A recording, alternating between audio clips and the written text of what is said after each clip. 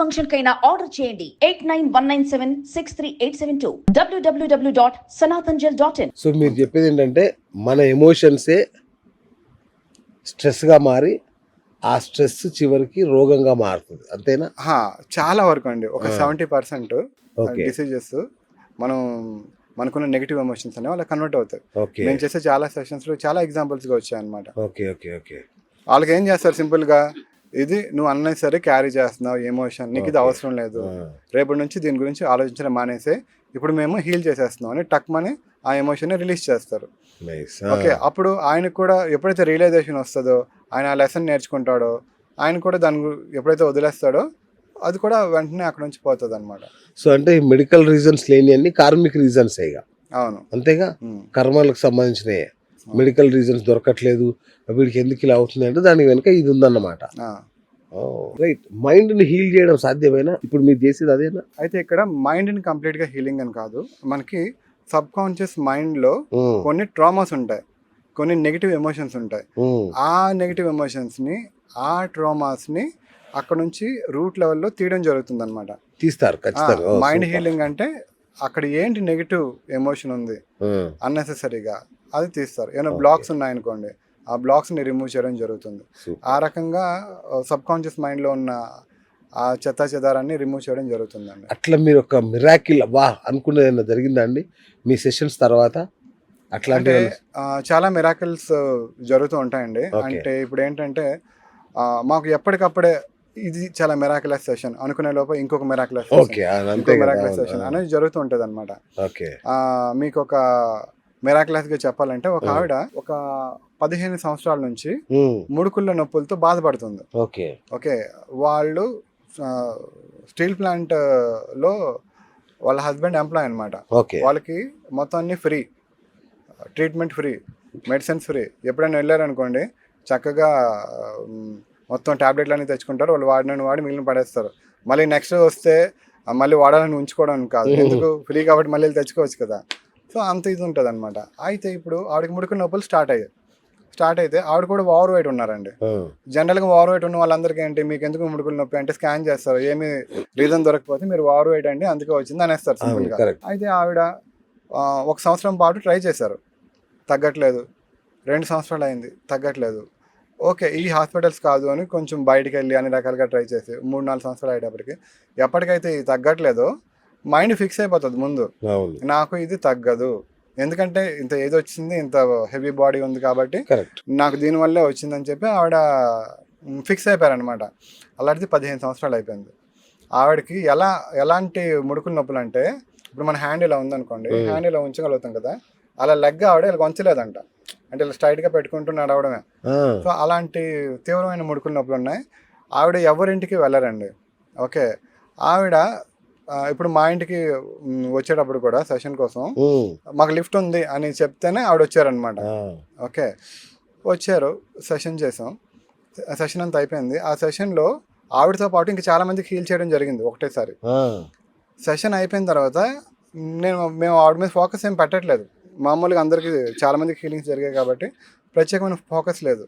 కానీ సెషన్ అయిపోయిన తర్వాత ఆవిడ ఏడవడం స్టార్ట్ చేసింది అనమాట.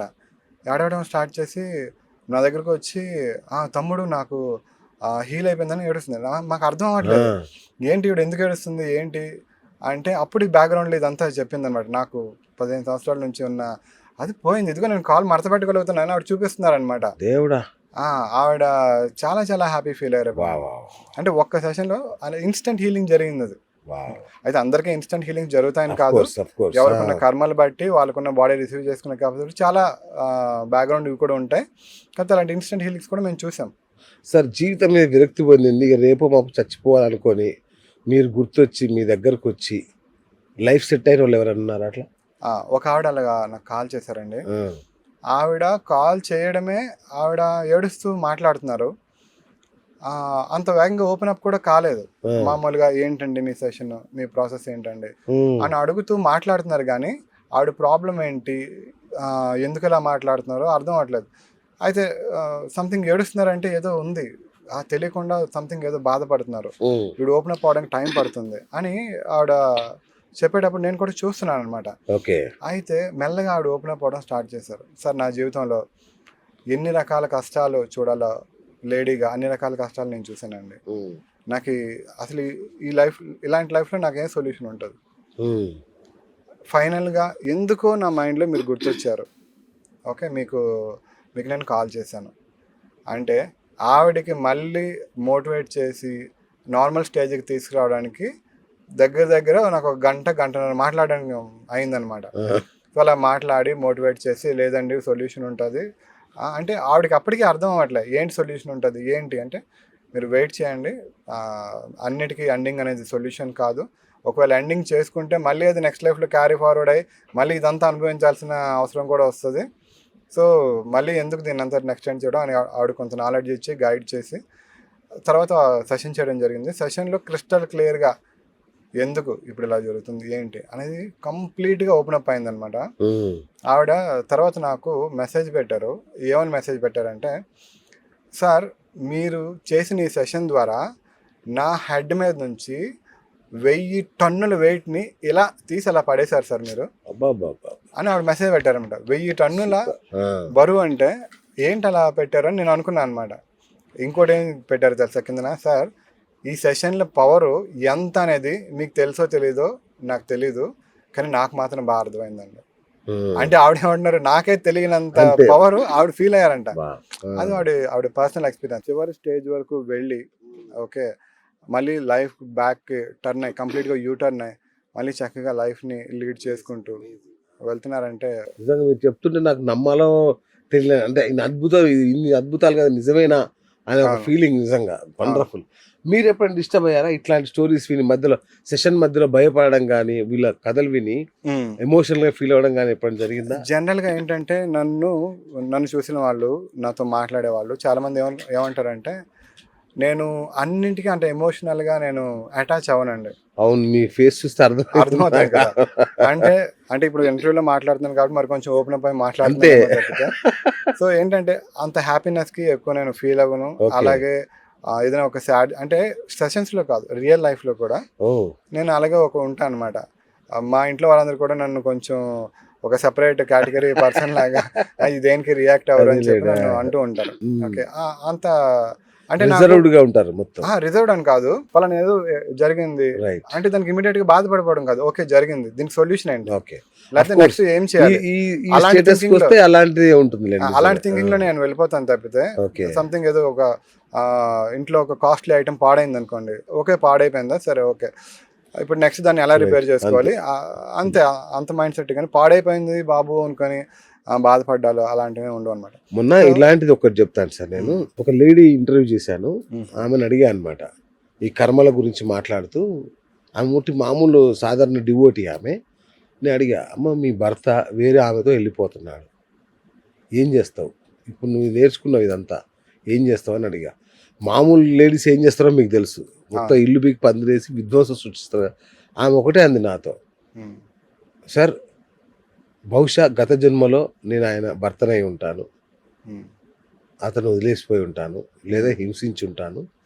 సో ఇప్పుడు దానికి ఆయన కర్మ, నా కర్మని ఇలా చేస్తుంది, నా కర్మ ఇది, కాబట్టి దీన్ని ఎట్లా చేయాలని ఆలోచిస్తాను తప్ప అంతకు మించి ఓకే ఇది కర్మ విమోచన జరుగుతుందా నాకు, ఇది ఎంత దూరం వెళ్తాను ఆలోచిస్తాను తప్ప ఆయన మీద కోపం ద్వేషం నాకు ఏముండదండి, ఇదంతా కర్మ సంబంధమైన అనేసరికి నేను ఆశ్చర్యపోయాను సార్. అంటే ఒక సాధారణ మహిళలో కూడా ఇట్లాంటి అవేర్నెస్, ఈ కర్మ సిద్ధాంతం ఒక గొప్పతనం, నాకు మిరాక్యులస్ నిజంగా.